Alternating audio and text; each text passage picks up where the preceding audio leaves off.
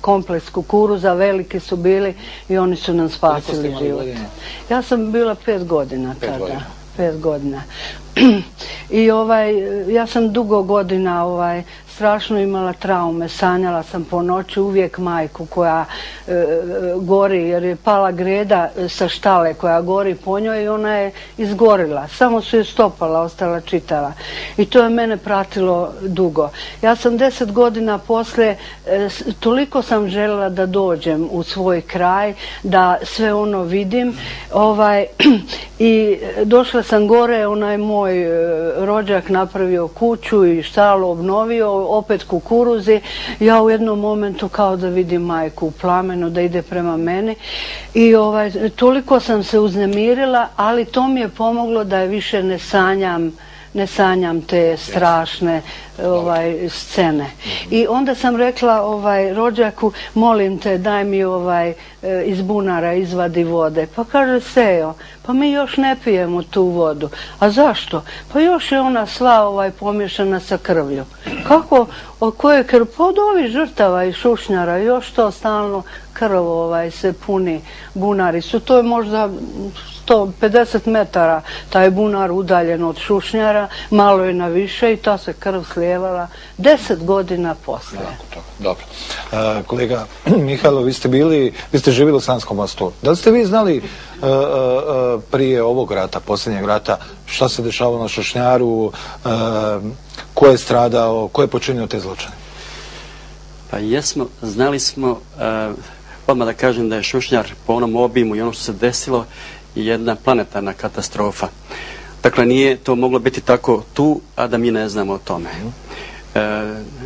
Po broju žrtava, recimo na Titaniku, bilo je duplo manje, a o tome su napisane čitave knjige i snimani filmovi i čitav svijet o tome zna, dok je na Šušnjaru daleko više žrtava, duplo i više je bilo, recimo, a zna se samo u okviru nas.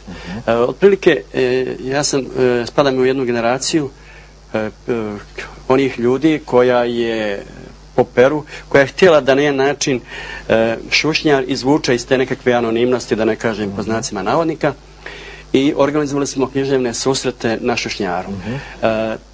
Jednom smo organizovali i vidjeli smo, i to baš na Ilindan kad se to desilo, međutim vidjeli smo da nismo baš dobrodošli i poslije toga ti susreti su bili ugašeni do 1985. godine. Ali mene je to mnogo kopkalo, kako, zbog čega, zašto to, pa sam pokušao da istražim i tako da sam ja išao, tada je to još se moglo, bilo još tada živi svjedoka, pitao sam ih i ljudi su pričali, ali su pričali više, kad se priča ovako obična priča, onda oni pričaju, ali čim kažem da ću ja to zabilježiti, ili kad im stavim mikrofon, onda oni odmah se nekako malo ustuknu i kaže, neka, ima neko to drugi ko će to bolje ispričati, i nerado su o tome pričali. A da li je moguće da je bio toliki strah od istine, evo da tako kažem? Pa, taj strah, ja sam pokušao nekako da vidim zbog čega taj strah. Prvo, smatrao sam strah je postoji jer sama taj oficijalni dio zvanični je nastojao da se to, dakle, da se ne priča o tome, da se ne bi pobuđivale rane, ne znam ni ja zašto. Zatim, kod ljudi je stvaran jedan određen, kako bih rekao, isto jedan otpor, jer dželati koji su to počinili taj zločin nisu kažnjeni. Ili ako su kažnjeni su, znamo da je bilo nekih 10 godina ili 15 koji su učestvovali u tim zločinima, i za neke se i ne zna i ko zna, možda i danas ima živih, iako možda danas imaju 100 godina. I jednostavno postojalo, dakle, više tih načina zbog čega su ljudi ćutali, i jednostavno da se ne zamjere ljudima koji su u okruženja, jer možda ću ponoviti nekoliko stvari tu još. Kod tih ljudi, kod tih dželata, odnosno kod onih koji su nastavili njihov, ajde recimo, život, nije se osjećao taj osjećaj stida ni kajanja. Jednostavno ljudi su živjeli dalje, kao da se ništa nije dogodilo na Šušnjaru, kao da je to bio jedan piknik, ne znam ni ja. To je bilo dosta ljudi komšija koji su učestvovali u zločinu.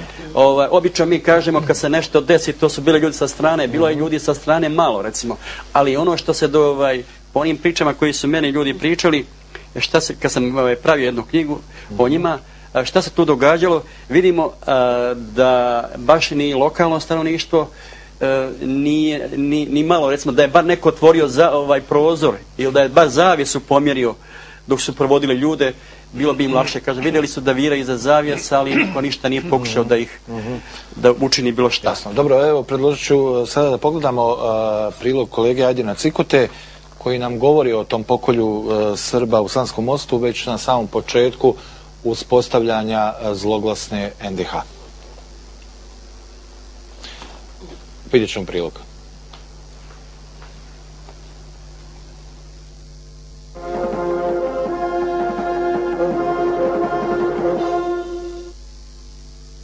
Svjedoci stravičnih događaja navode da je Šušnjar kod Sanskog mosta po zločinu koji se tu dogodio odmah posle Jasenovca, po žrtvama koje su priznali njihovi izvršioci, a koji su upisani u istorijske dokumente, ovo je mjesto najvećeg zločina i stradanja Srba u toku II. Svjetskog rata.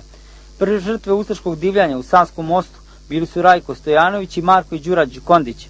Priča se da su sve ustaše koje su se nalazile u gradu tog 7. maja 1941. prisustvovali njihovom strijeljanju. To je bila samo najava zločina u gradu na Sani. Oni su Srbe lovili na sve razne načine, tukli gdje su prije sigli. Okolo, a posebno ovdje što su zatvorili dolje u magacine, pa onda dolje mušli, prebijali i onda ih dolje povezali na zvjerski način, povezali žicom, to da nisu mogli koraciti, samo stop. Kako ga svezala, tako mi je metlo ruke preko onoga njegovoga druga i on je samo koracao za njim. Ustaše su pričale o ugroženosti tamošnjeg stanovništva do ostatka srpske vojske. Tražili su pomoć ustaša iz Prijedora i Banja Luke. Ustaške vlasti u Banja Luci odmah su reagovale i obratile se njemačkoj pješadijskoj diviziji, koja je poslala svoje snage kako bi navodno uspostavili red i mir u ovom gradu. Izmišljeni su sukobi sa četnicima kako bi ustaše opravdale svoje zločine. Otišli su nekolika njih ustaša i iza njihovih kuća odvozo ispod brda. Tu odmah zapucali iz karabina nekolika puta, 5-6 metaka, eto četnika, napali četnici na nas, ovi se slete i od te Milinkoviće dođu. Bilo je tu jedno 7-8 možda muškaraca, to je sve poubijano. Žrtve ustaškog zločina zatvarane su i ubijane u školama i magacinima. Jedan od svjedoka ovog vremena sjeća se kad je ocu za zarobljeništvo nosio hranu. Duboko u sjećanju ostao mu je urezan jedan prizor pred ustaškim zatvorom. Sjećam se jednog prizora, Drena Opalić, evo i tu kuće. Ona i za mene bila ovako i nudi da moli onoga policajca da je odnese ocu večeru. A on čuti, gledam ja, on čuti i nešto gleda u nju, kad on njoj reče, vaš je otac ubijen. Ustaše nisu birale, ubijali su i žene i djecu. Ljude su vezane vodili na gubilište. Većina ih je bila svjesna da ide u smrt. Na Šušnjaru bili su iskopane 2 grobnice. Žicom ili konopcima bila su vezana po dvojica. Kroz grad su ih provodili u pratnji svirača.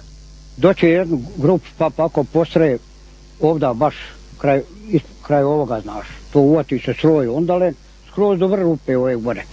I onda 2 po 2 driješe, 2 ustaša čekaju s jedne strane, jedan sa druge strane i ubijaju, znaš. Neki pane nazad, oni ga zguraju dolje, neki pane koji pade u rupu dobro zvijes, onda drugu grupu kad otjeraju. To samo ide četa iza čete. Natjeraju dolje u rupu da se povalja i sviju, pa onda se vate bombe, pobacaju, vate se mitraljeza, sjeku. U dvorištu žitnog magacina i na pijaci ustaše su grupe od po 100 ljudi tjerali da trče, a onda bi ih premorene ubijali rafalom. Neki su ubijali